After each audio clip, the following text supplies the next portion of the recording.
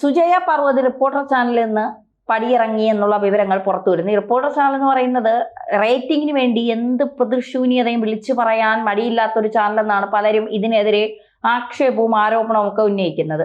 അതൊക്കെ അവരുടെ കാര്യം. റേറ്റിംഗിന് വേണ്ടി എന്ത് കൊള്ളരുതായ്മ ചെയ്താലും നമ്മളെ ബാധിക്കുന്ന വിഷയമല്ല. പക്ഷേ ഈ റേറ്റിംഗിന് വേണ്ടി ഇങ്ങനെ പായുമ്പോഴാണ് ഓരോരുത്തരുടെ കൊഴിഞ്ഞുപോക്കെന്ന് പറയുന്നത്. ആദ്യം ഉണ്ണി ബാലകൃഷ്ണൻ പോയി, അദ്ദേഹം ഇപ്പോൾ സർജിക്കൽ സ്ട്രൈക്ക് എന്ന് പറയുന്ന ഒരു പ്രോഗ്രാം ഏഷ്യനെറ്റിൽ ചെയ്യുന്നുണ്ട്. വളരെ മികച്ച രീതിയിൽ അത് മുന്നേറി പോകുന്നുണ്ട്. ഇവിടെ നിന്ന് ഇറങ്ങിയവരെല്ലാവരും അത്യാവശ്യം നല്ല രീതിയിൽ മറ്റ് ചാനലുകളിൽ ജോലി ചെയ്യുന്നു എന്നുള്ളതാണ്.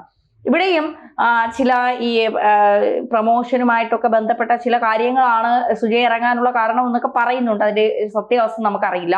എങ്കിലും റിപ്പോർട്ടർ ചാനൽ ഇങ്ങനെ ശ്വാസം മുട്ടി ഈ എല്ലാ കഥകൾ ഇങ്ങനെ പറഞ്ഞ് ചെയ്യിപ്പിച്ച് ഈ അവിഹിത കഥകളുമായി എത്ര നാൾ പിടിച്ചു നിൽക്കും? പിടിച്ചു നിൽക്കാൻ പറ്റത്തില്ല എന്നുള്ളതിന് തെളിവാണല്ലോ. പണം തരാം, ഒരു കാര്യം ചെയ്യാൻ എന്ന് പറയുമ്പോൾ നിരന്തരം ചെയ്തുകൊണ്ടിരിക്കുമ്പോൾ അതിനകത്ത് നമുക്ക് തന്നെ ഒരു വിരക്തി തോന്നുകയും ഒരുപക്ഷെ നമ്മൾ അതിനകത്തുനിന്ന് ശരിയല്ലോ എന്ന് കണ്ട് പടിയിറങ്ങുകയൊക്കെ ചെയ്യും. അതുകൊണ്ട് അത്തരത്തിലുള്ളൊരു കാര്യമായിരിക്കും ഇപ്പോൾ സംഭവിച്ചുകൊണ്ടിരിക്കുന്നത്. അതായത് റിപ്പോർട്ടർ ചാനൽ എന്ന് പറയുന്ന ചാനൽ നികേഷ് കുമാറിൻ്റെതായിരുന്നു. നികേഷ് കുമാർ അതിനകത്ത് സാമ്പത്തികമായിട്ട് പരാജയപ്പെട്ട് ഒരുപക്ഷെ കൊടുക്കുന്ന ഒരു അവസ്ഥ വന്നപ്പോൾ അത് ആൻഡ്രോ അഗസ്റ്റ്യൻ ടീം, അതായത് മരം മുറിക്കൽ ടീം, അതായത് കളങ്കിത ടീം എന്ന രീതിയിൽ പറയാം. അവരുടെ കയ്യിൽ കോടികളുണ്ട്. ആ കോടികളുടെ പുറകിലെല്ലാം ഒരുപക്ഷെ ഇഡിയും മറ്റ് ഏജൻസികളും ഒക്കെ അന്വേഷണത്തിന് വേണ്ടി നിൽക്കുന്നു, അല്ലെങ്കിൽ അന്വേഷിച്ചുകൊണ്ടിരിക്കുന്നു. പല കേസുകളും ഒക്കെ ഉണ്ട്. അതൊക്കെ അതിനകത്ത് സത്യവും മിഥ്യയും ഒക്കെ എന്താണെന്ന് വെച്ചാൽ അത് തെളിഞ്ഞു വരട്ടെ. ആ രീതിയിലേക്ക് പോകുമ്പോൾ അതിനകത്ത് അവരുടെ പണത്തിന്റെ സ്വാധീനം കൊണ്ട്, അല്ലെങ്കിൽ അവർ ഏറ്റെടുത്തിരുന്ന ഒരു ചാനൽ പലവട്ടം ഒന്നാം റേറ്റിൽ വന്നു. അതിനെപ്പറ്റി പിന്നെ ആരോപണം വന്നു, അത് ഏതാണ്ട് അതും പണം കൊടുത്ത് അല്ലെങ്കിൽ അത്തരത്തിൽ സ്വാധീനിച്ചിട്ടുള്ളതാണെന്ന്. ഏതായാലും ഒന്നാമതായിട്ട് നിൽക്കുന്ന ചാനൽ ഏഷ്യാനെറ്റിനെ മറികടന്നൊക്കെ വന്ന ഒരു സാഹചര്യം ഉണ്ടായിരുന്നു, നമ്മൾ കണ്ടതാണ്. പിന്നീട് പോയിട്ടില്ല. അപ്പോൾ ഇതിനകത്ത് നിന്ന് ഏറ്റവും പ്രഗത്ഭരായിട്ടുള്ള, കാരണം കാര്യങ്ങൾ അവതരിപ്പിക്കുന്നതിന് ആൾക്കാരുടെ ശ്രദ്ധ കേന്ദ്രീകരിക്കാൻ കഴിയുന്ന ഉണ്ണി ബാലകൃഷ്ണൻ, അദ്ദേഹം നല്ല രീതിയിൽ കാര്യങ്ങൾ അവതരിപ്പിക്കും. അദ്ദേഹത്തിന് പക്ഷമുണ്ട്, പക്ഷമില്ലെന്നൊന്നും ഞാൻ പറയുന്നില്ല. അത് ഏതെങ്കിലും പക്ഷമായിക്കോട്ടെ, ആൾക്കാർ കേൾക്കുന്നവർക്ക് മനസ്സിലാവില്ല പക്ഷം. ആ പക്ഷമാണെങ്കിൽ പോലും ആ പക്ഷത്തിന് വേണ്ടി സംസാരിക്കുമ്പോൾ സംസാരം കേൾക്കാൻ ആകർഷണീയമായിട്ടുള്ള, ആൾക്കാർ താല്പര്യപ്പെടുന്ന രീതിയിൽ സംസാരിക്കാൻ കഴിയുന്ന ഒരാളായിരുന്നു. അപ്പോൾ ഇതിനകത്ത് ഏറ്റവും വലിയ റേറ്റിംഗ് ഇതിനകത്ത് കൊണ്ടുവന്ന ഒരു പരിപാടി എന്ന് പറഞ്ഞാൽ ഒരു ചർച്ചയുണ്ട്. മീറ്റ് ദ എഡിറ്റേഴ്സ് എന്ന് പറഞ്ഞാൽ അതിനകത്ത് നമ്മുടെ മുട്ടയുണ്ടല്ലോ, അല്ലെങ്കിൽ ഡോക്ടർ അരുൺകുമാറും സംസാരിക്കാനും അല്ലെങ്കിൽ കാര്യങ്ങൾ അവതരിപ്പിക്കാനും ഒക്കെ നല്ല ആളാണ്. കാരണം അവതരിപ്പിക്കുന്ന കാര്യങ്ങൾക്കകത്ത് എത്രത്തോളം വാസ്തവമുണ്ട്. ഭഗവത്ഗീത കാര്യം അവതരിപ്പിച്ചപ്പോൾ നമ്മൾ കണ്ട ഒന്നുള്ള ഇപ്പൊ ഇവർ 3 പേരും ഇരിക്കും. 3 പേരും 3 ഭാഗം നിന്നാണ് സംസാരിക്കുന്നത്. എന്നാൽ സുജയ പാർവതി എന്ന് പറയുന്ന BJPയുടെ ഭാഗം ന്യായീകരിക്കുന്ന ഒരാൾ, വളരെ കൃത്യമായിട്ട് ദേശീയ രാഷ്ട്രീയവും കേരളത്തിൽ BJPയുടെ കാര്യങ്ങളും ഒക്കെ ഇവരെത്ര പറയുമ്പോഴും, ഉണ്ണി ബാലകൃഷ്ണൻ പറയുമ്പോഴും അരുൺകുമാർ പറയുമ്പോഴും അവരെ മറികടക്കണമെങ്കിൽ അതിനപ്പുറം അവർക്ക് ഈ പറയുന്ന പോലെ അറിവ് കാര്യങ്ങളും അല്ലെങ്കിൽ കാര്യങ്ങൾ പഠിക്കാത്തവരുമല്ല, അതിനെ മറികടക്കുന്ന രീതിയിൽ, ഇവരെ മറികടക്കുന്ന രീതിയിൽ എപ്പോഴും BJP സേവ് ചെയ്യുന്ന ഒരു. അപ്പോൾ ഇതിനകത്ത് പ്രേക്ഷകർ വരുമ്പം ഇതിനകത്ത് CPMന്റെ പ്രേക്ഷകരുണ്ടെങ്കിൽ അത് ഉണ്ണി ബാലകൃഷ്ണൻ കൈകാര്യം ചെയ്യും, അല്ലെങ്കിൽ വേറെ കോൺഗ്രസിന്റെ അല്ലെങ്കിൽ ഞാൻ പറയുക എല്ലാത്തരം പ്രേക്ഷകരും BJPയുടെ ഭാഗമായിട്ട് നിൽക്കുന്നവരും കാണും ഈ പരിപാടി. അപ്പൊ അതിനകത്ത് റേറ്റിംഗ് ഭയങ്കരമായിട്ട് കൂടുന്ന ഒരവസ്ഥ. മാത്രവുമല്ല, സുജയ പാർവതിക്ക് ഒരു പരിവേഷമുണ്ട്, ഞാൻ BJP ആണ്, അതുകൊണ്ട് അല്ലെങ്കിൽ ഞാൻ അങ്ങനെ ആയിരിക്കത്തുള്ളൂ, അങ്ങനെ ആയിരുന്നു എന്നെ അംഗീകരിച്ചാൽ മതി, അങ്ങനത്തെ മാധ്യമ പ്രവർത്തനം, അവരുടെ ഭാഗമായിട്ട് നിന്നുകൊണ്ടുള്ള മാധ്യമ പ്രവർത്തനം ഞാൻ നടത്തത്തുള്ളൂ എന്നുള്ള ഐഡന്റിറ്റി ചോദിച്ചു മേടിച്ച ഒരാളാണ്. 24-ൽ നിന്ന് ഏതാണ്ടൊരു പരിപാടിക്ക് പോയപ്പോൾ എനിക്കറിയാം, BMSന്റെ പരിപാടിക്ക് പോയപ്പോൾ ഇവരെ അവിടുന്ന് പുറത്താക്കുന്ന ഒരു അവസ്ഥയുണ്ടായി. 24 ചാനൽ പെട്ടുപോയി. അറിയാമോ? 24 ചാനലിന് ദേശീയ തലത്തിൽ അല്ലെങ്കിൽ BJP ഇടപെടുന്ന ചാനലിനെ ബാധിക്കുന്ന, നടത്തിപ്പിനെ ബാധിക്കുന്ന രീതിയിലേക്ക് കാര്യങ്ങൾ ഉരുത്തിരിഞ്ഞപ്പോൾ RSSന്റെ സമുന്നതനായ നേതാവ്, അദ്ദേഹത്തിന്റെ അമ്മ മരിച്ചിരിക്കുന്ന സമയത്ത് അദ്ദേഹത്തിന്റെ വീട്ടിലുണ്ട്. ആ സമയത്ത് ഞാൻ അവിടെ ഉണ്ട്. ഒരുപക്ഷെ എനിക്ക് നേരിട്ട് കാണാൻ സാധിച്ച ഇവർ വന്ന് സംസാരിക്കുന്നു. അങ്ങനെ സംസാരിച്ചതിന് ശേഷം സുജയ പാർവതിയുടെ ഇമേജ് കറക്റ്റ് ചെയ്യുന്നതിന് വേണ്ടി എടുക്കത്തില്ലെന്നാണല്ലോ പറഞ്ഞത്, ഒരു രീതിയിലും അഡ്ജസ്റ്റ് ചെയ്തില്ലെന്നാണല്ലോ. സുജയ പാർവതിയെ തിരിച്ച് അവിടെ പോസ്റ്റ് ചെയ്യിച്ചിട്ട് സുജയ പാർവതി അവിടുന്ന് രാജിവെച്ച് പോകുന്ന, വാർത്ത അവതരിപ്പിച്ചതിന് ശേഷം സുജയ പാർവതി ഞാൻ ഇവിടെ നിന്ന് രാജിവെക്കുന്നു എന്നുള്ള രീതിയിൽ രാജിവെച്ചിട്ട് അവിടെ നിന്ന് ഇറങ്ങിപ്പോയത്. ആ രീതിയിലേക്ക് അവരുടെ പുറകിൽ സംഘപരിവാർ, BJPക്ക് അപ്പുറം സംഘപരിവാർ ഉണ്ടായിരുന്നു.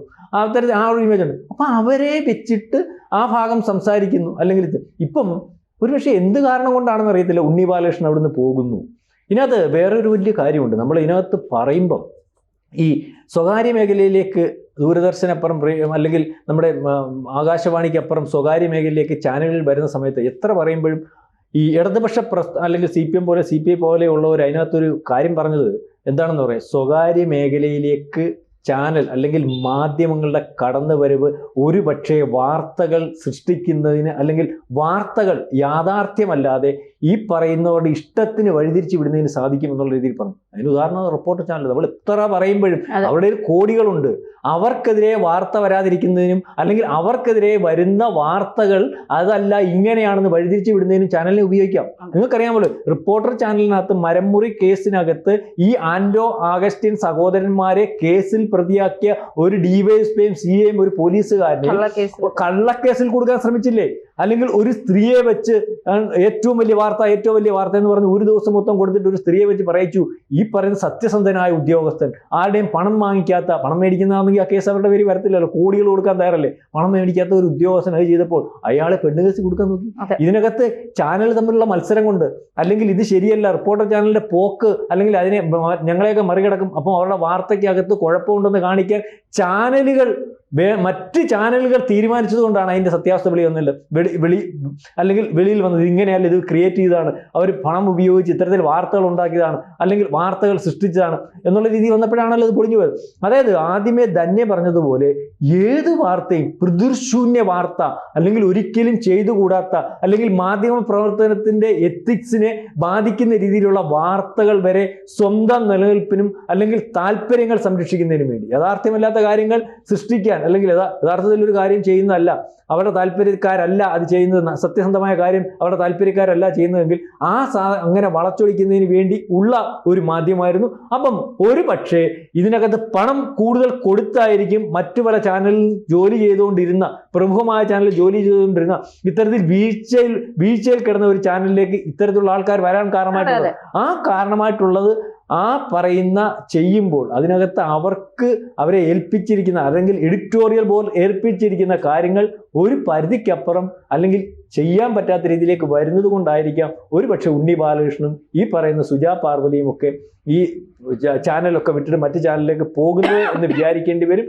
ഏതായാലും റിപ്പോർട്ടറിന്റെ വാർത്തകൾ ആൾക്കാർ കേൾക്കാൻ ആളുണ്ട്. ഞാൻ പറയുന്നത് പോലെ ആൾക്കാർക്ക് ഇഷ്ടമുള്ള രീതിയിൽ അവതരിപ്പിക്കുന്നു. പക്ഷേ അതിൻ്റെ സത്യസന്ധത എത്തരത്തിൽ ആണ് എന്നുള്ള രീതിയിൽ ഉള്ള ഒരു ക്ലെയിമുണ്ട്.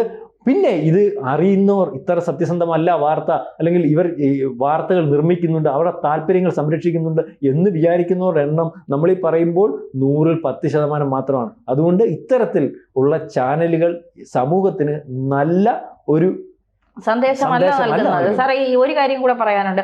ഈ പ്രത്യേകിച്ച് ഈ സുജയ പാർവതിയൊക്കെ BJP നിലപാട് ഉയർത്തിപ്പിടിക്കുന്നതുകൊണ്ട് പല സ്ഥലങ്ങളിൽ അവർ ഒറ്റപ്പെട്ട് പോയിട്ടുമുണ്ട്. ഇപ്പൊ അവർ ഇറങ്ങുന്നതുമായി ബന്ധപ്പെട്ട് അങ്ങനെ ചില കാര്യങ്ങളൊക്കെ പുറത്തു വരുന്നുണ്ട്. അത് അവരുടെ വ്യക്തിപരമായ കാര്യം, നമ്മൾ അതിൽ ഇടപെടേണ്ട കാര്യമില്ല. പക്ഷേ ഇത്തരത്തിൽ അനുഭവമുള്ള ഒരുപാട് മാധ്യമ പ്രവർത്തകർ ഉണ്ട്. അതായത് ഈ BJP നിലപാട് എടുത്തു കഴിഞ്ഞാൽ മുൻനിര മാധ്യമങ്ങൾ എന്ന് പറയുന്ന സ്ഥലത്തൊന്നും ഇവരെ ജോലിക്ക് എടുക്കില്ല.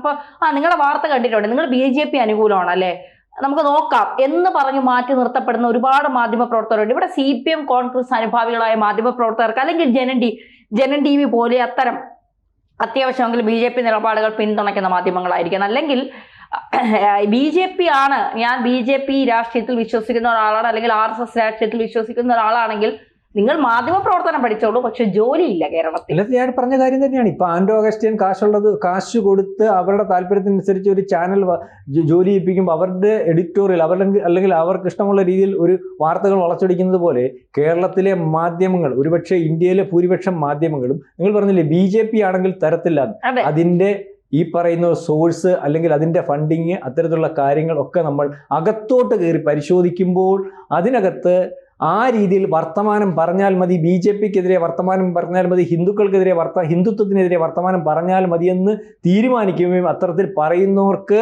അവർ ആഗ്രഹിക്കുന്ന രീതിയിലുള്ള വേതനം കൊടുക്കാനും അതിനെ നിയന്ത്രിക്കാനും കഴിയുന്ന രീതിയിലേക്കുള്ള ഇസ്ലാമിസ്റ്റ് ഫണ്ടുകൾ ഉണ്ട് എന്ന് സംശയിക്കുന്നത് തെറ്റൊന്നും. അതെ. ABC മലയാളത്തിൻ്റെ കൂടെ ABCക്ക് ഒരു ഹിന്ദി ചാനലുണ്ട്, ABC ഹിന്ദി. അത് സബ്സ്ക്രൈബ് ചെയ്യണം, നിങ്ങൾ വരിക്കാരാകണം. കൂടുതൽ വാർത്തകളും വിശേഷങ്ങളും നിങ്ങളിലേക്ക് എത്താൻ ABC മലയാളം സബ്സ്ക്രൈബ് ചെയ്യുക, ബെൽ ബട്ടണും അമർത്തുക.